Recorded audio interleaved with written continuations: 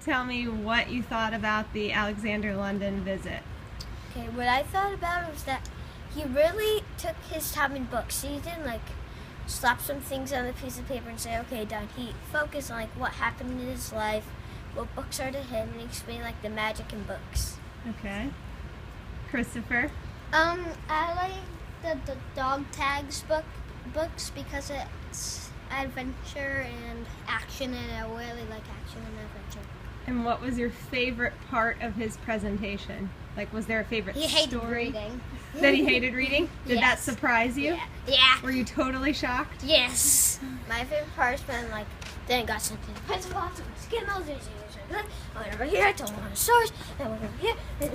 That was your favorite part? That would make you fall over. That was your He spoke favorite the part? magic, yeah. Okay. Anything else you want to say about him? If his skin melted off, it would have went like this.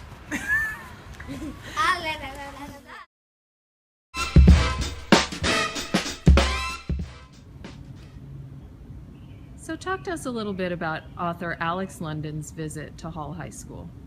Yeah, Alex London's visit to Hall High School was great. It was really eye-opening. When he talked about how he basically funded himself to go to other countries to talk to kids who grew up in war-torn countries. Yeah, it was very it was great hearing different experiences and how they grew up so different from how we grew up and how it's affected them in their lives. He talked about one boy in Africa that was a child soldier and how he basically he did things that he couldn't really cope with, and he's just living his life now trying to get over what he's done and seen. And it's just crazy thinking about how different the world is from how we grew up and how we live.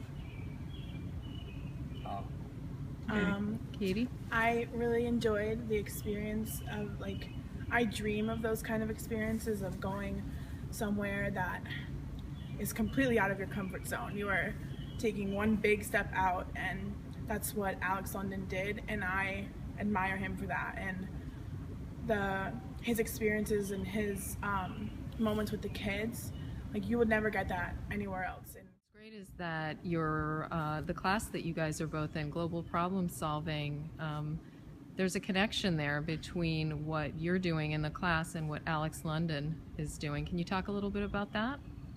Yeah. So global problem solving is a class that we have here at Hall High School, taught by Liz Devine, and the goal is to pick a topic to study. And our topic this year was poverty, and trying to solve the problems of poverty. And the first step of that is research. So we research poverty and what it causes it, and how many things connect into it. it's all systemic. There's a systems map that's the first thing we did in the first day, was draw a systems map, because that's the way to go. And then second step, we actually went down to Billings Forge and talked to people that live in poverty, and we talked to what they need and what they would like to see changed, and what has helped them and what hasn't helped them, and what's been holding them back from succeeding and getting out of poverty. And then from there, we go back and we do more research on how we can change things. And you form a group and we have a project to do, right?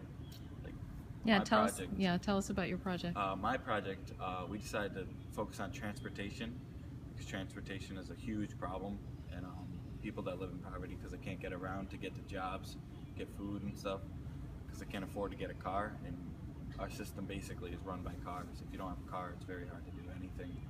So we decided to run a bike drive here at Hall High School, and then we're going to take the bikes that we collect and we're going to give them to McKinney Shelter down in Hartford.